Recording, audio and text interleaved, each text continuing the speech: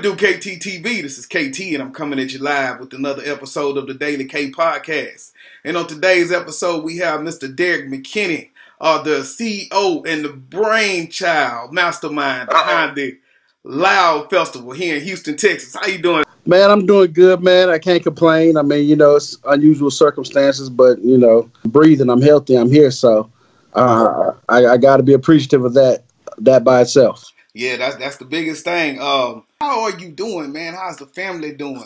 Everybody's good, man. My son is at college. He's at Lamar. He sent me some workout videos. He played football. And my daughter's adjusting to this new school thing, and she's in the 8th grade. She's good. And my wife, she's working from home. So everybody's good, man. Like I said, I can't complain. I know there's a lot of people who've lost loved ones, lost jobs, lost a lot of things right now. And we've been blessed and fortunate to not have to deal with any of that personally. That's good to hear, brother, because it is, like you say, people are losing a lot, man. So as we get into the interview about the festival, man, can you give us a little bit of a background of your role as far as in music, period, in the city, and how did this come about? Well, I've been in the music. I'll be 40 in June, so I've been in music for almost 20 years. I've worked with Def Jam. I've worked with Interscope. I worked for FUBU for like 6 years. I managed the rapper Zero. We have our record company, L.O.U.D. Music, and we have a few artists. One gentleman, Tim Ned. Another L.O.U.D.Fest alumni, such as myself, Cody Blake. We have 2 young ladies, Chelsea Simone and Susan Carroll. And we got a really, really dynamic team of executives and marketing people that help facilitate everything. And so, we do a lot of events, concerts, shows, touring. We just did, we toured Japan, England, the Netherlands. Chelsea does the background vocals for the singer LMA. So she was in the Philippines and Australia and New Zealand, parts of China. Susan went on tour with Toby Anigwe, another L.O.U.D. alumni. She does his background vocal. So musically, we've done a lot in the city, man. We do a lot across the country, a lot out of the country. L.O.U.D.Fest came about of a need of necessity. There was a festival in Houston called Free Press Summerfest, and they just was not returning any of our calls, emails. Really wasn't giving a lot of the local up-and-coming acts and even nowhere near an opportunity to even be a part of the festival. So I built my own, and we started with like 300 people at the first one and 600 plus at the next one. And then last year it popped with like 4,000. So this year we're shooting for 10,000 people. Just really, I like to say every company or business I have is built off of necessity, man. I don't like being told no, or somebody telling me what I can't do or I can. I don't like being dependent on anybody for anything. Yes, sir. That take you back to them Rockefeller days, man. You got to. Nobody wanted to sign us. So we got to do it ourselves. We started it ourselves. Yeah, man, I understand that totally, bro. As you've done the festival, man, how do you procure the acts and how do you get your people to sign up? Because I know it's DJs. Well, so we have 20 DJs confirmed. And right now we're going through the selection process. We're doing 100 independent artists, 50 a day. We've partnered with Reverb Nation, Sonic Bids, Afton, Disc Makers, Merchly, a lot of the high-profile music resources for independent artists. And they've put the word out across the globe for us. And so we've had over 4,000 artists submit to perform. So we took the South by Southwest approach, kind of. For an artist to perform at South by Southwest, they pay a $40 submission fee. Our submission fee is $25. But the difference is, with our submission, whether if you perform or not, we give you a list of about 20 services that you get. You get like 15% off an order with Disc Makers, 15% off your merchandise order with Merchly. You get an artist account with musicsupervisor.com to submit your music for film, TV shows, video games. You also get things like 25% off your promotion package with Nerve DJs, 15% off your promotion package with Vertical DJs. Then you have the Artist All Access badge for the weekend. You get to do interviews with 31 confirmed media outlets. So an independent artist is just $25 for all of that marketing and all of those resources. So you win regardless. And then we're still creating an opportunity for all of them to perform at the festival. Come on, man. Come on. The list of just the pluses before you even perform, man. That's a nice list of things, especially for independent artists, man. Right. The performance to me, the performance is just the icing on the cake. And when we go through the submissions, I tell people all the time, it's not based off of the amount of followers it's like, how talented are you? Can you perform on stage? I look at the social media. I've heard some really talented artists, but you go to their social media, it's nothing but guns, dope, gang signs. Like, nope, that disqualifies you. And it's not because I don't like the music, but I feel like from a cultural perspective, we think that those things are what make our music great, and it's not. So I'm really big on, like, man, on the artists being businessmen and businesswomen first and foremost, and then we'll get to the talent after that. That's a good way to see it, man. And so as you go into year 4, what are some of the challenges or the lessons you learned up until this year that's kind of setting you up to go into this one with success? What I've learned is the artists only care about performing. It's unfortunate that most of the artists do not have any concern about the business aspect of music. All they care is, am I going to be on Instagram and can I be on stage? They're not looking at any of the business part of doing the festival, touring, doing concerts. And that's the thing that I feel like holds us back. And there's more in urban music than any other genre that I've experienced.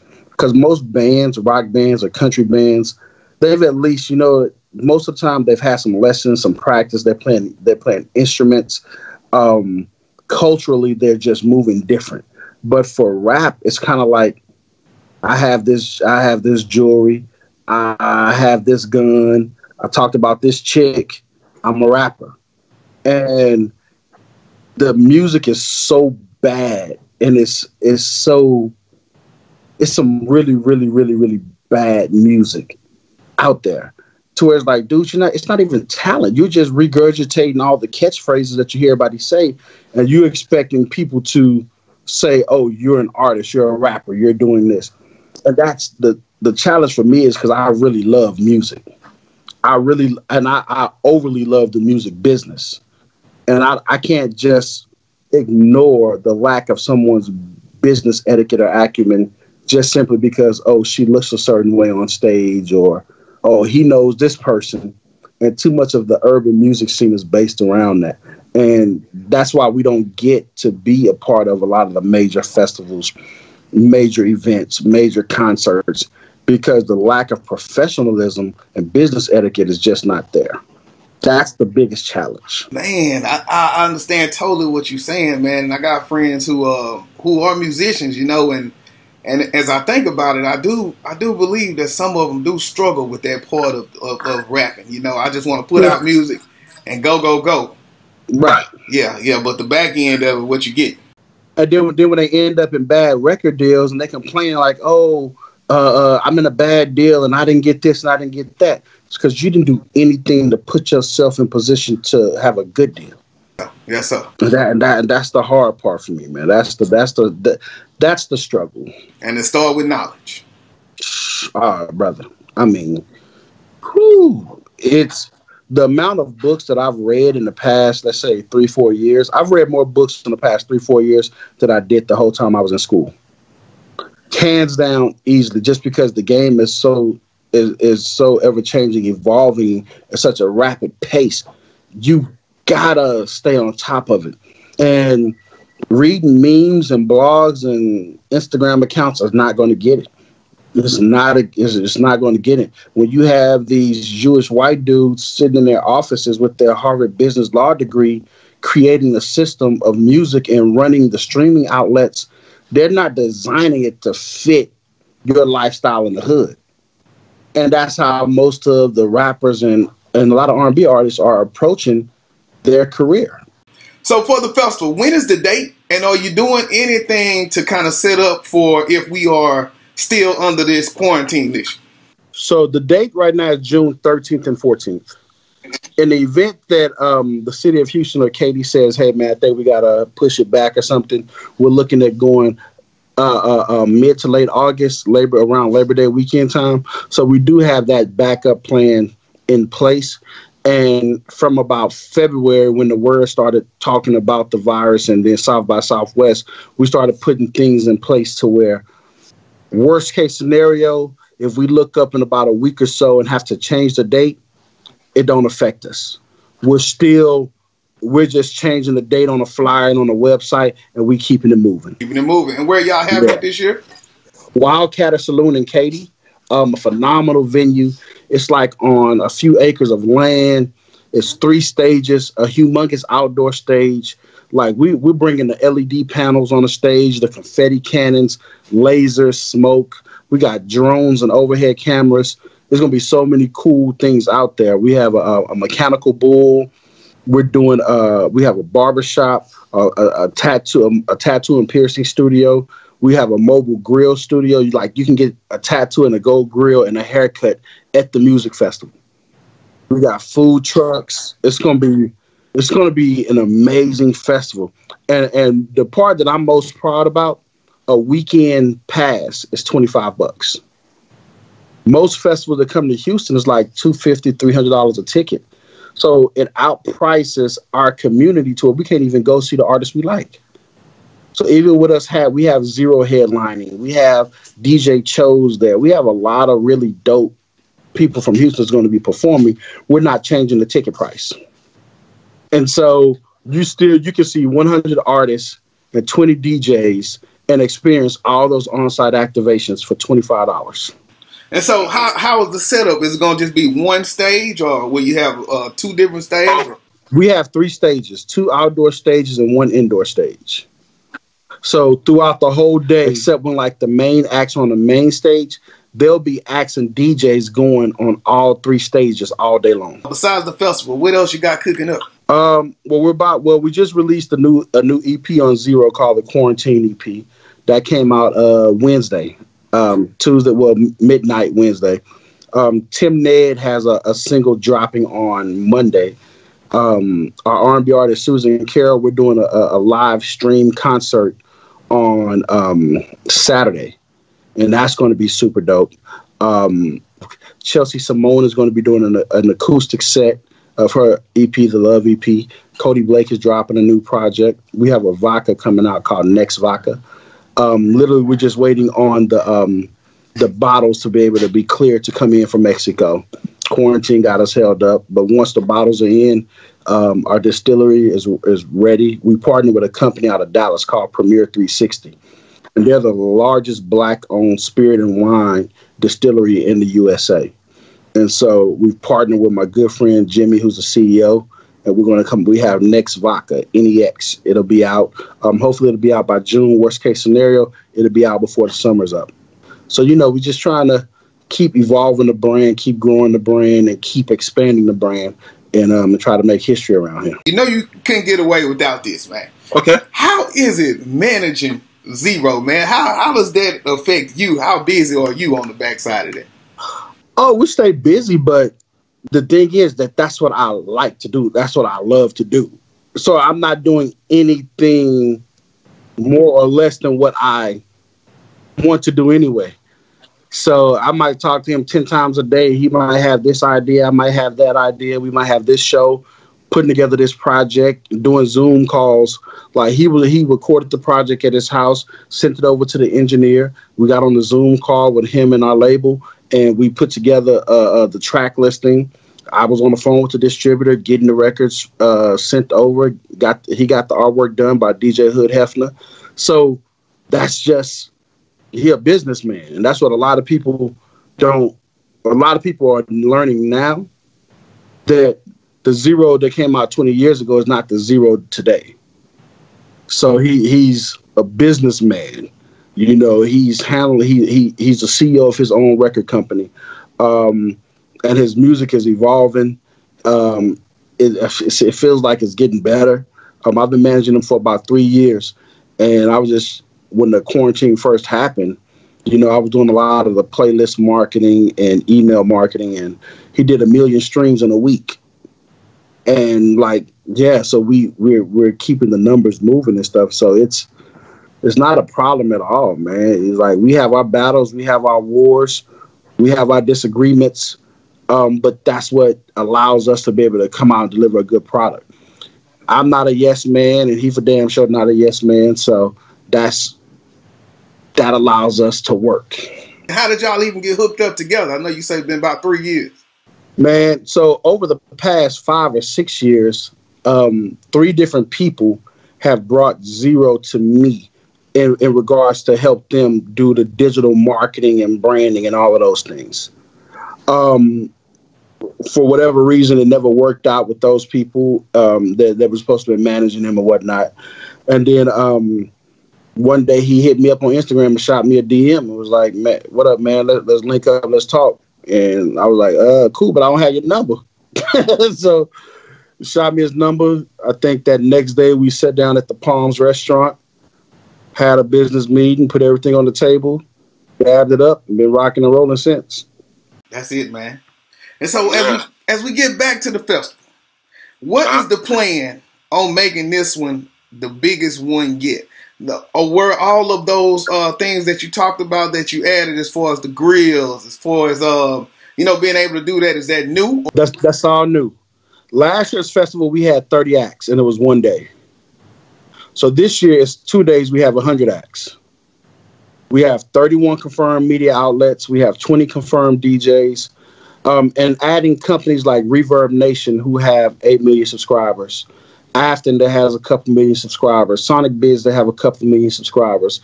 Disc makers, who've been in the industry for 50 years, damn near seems, and they have 2 million subscribers. So having all of these people involved with the festival, that people are like, hey, Houston, all these people are coming here.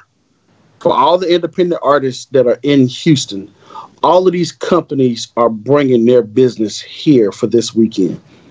And I think that's the difference maker. What words of wisdom would you have, man, for our generation coming up that's seeing what you're doing and wants to emulate? Especially in this moment with the whole COVID-19, coronavirus, the Rona, whatever we want to nickname it or call it right now, it shows us more than ever we got to believe in you, believe in yourself. I've always believed in me and bet on me every single time. I didn't always win. I didn't always have access or resources, or I have faced repossessions. I have faced evictions. I have faced coming home, the lights are out. But I never once doubted my ability. I never once doubted my skill set. And I think that that's the thing that I don't see a lot of today. I don't see a lot of hope and faith and belief in ourselves. We believe in Instagram. We believe in somebody else liking us. We believe in somebody else following us, as opposed to, I don't give a rat's ass if nobody follow. I'm not changing what I'm doing, and what I'm doing will work. And in this moment, a lot of people are trying to survive versus thrive. I believe you have to thrive in this moment.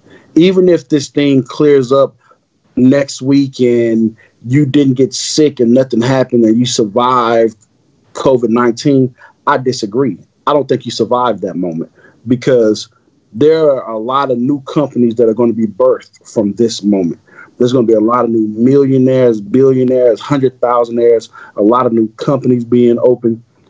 If you're not taking this moment to set yourself up for the next 6-7 months on into the future, you did not survive. I don't think a lot of us, our people saying we can't wait to get back to normal.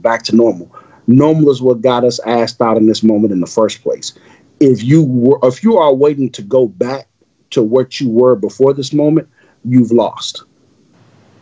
You have to create a new normal for yourself now.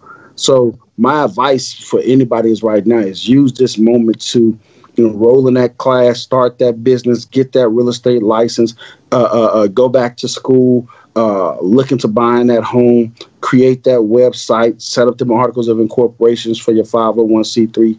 Do something right now that you're able to depend on you and you only in this moment. I share those sentiments, man, because I'm telling you, right now, people just the ones who gonna do it. Right now, they masterminded and they getting ready, man.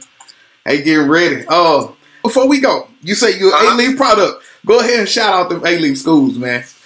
Oh man, A.L.O.U.D. Middle School, what up? A.L.O.U.D. Elsick, what up? My mom's a retired teacher. She was at Hastings for a little while. Klinsman Intermediate. Man, A.L.O.U.D., man. God, dog, I love A.L.O.U.D., man. I'm not from the SWAT. We used to call it the Leaf. I was there when they named the Crump Stadium. I graduated Elsick in 1998, man. A.L.O.U.D. gave us so much, it don't make no sense. We were such at that moment, we were such a diverse community. It really showed us how to interact with different races, religions, different, exposed to different genres of music, man. A.L.O.U.D. has been such a great melting pot for Houston.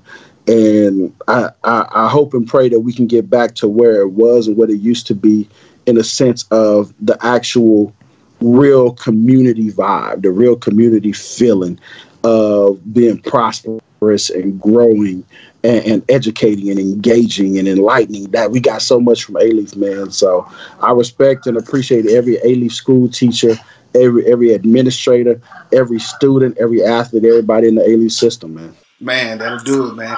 I sure appreciate that. We're going to keep on grinding, and I understand where you're trying to get back to, man. That's an important place to be. We need to be there. We need to be there. All right, man. Well, I want to say again, thank you for spending a little time today doing the quarantine. Man, I'm glad we finally got to do it, man. I'm glad we finally got to do it. This is KT for KTTeeV signing out. 100.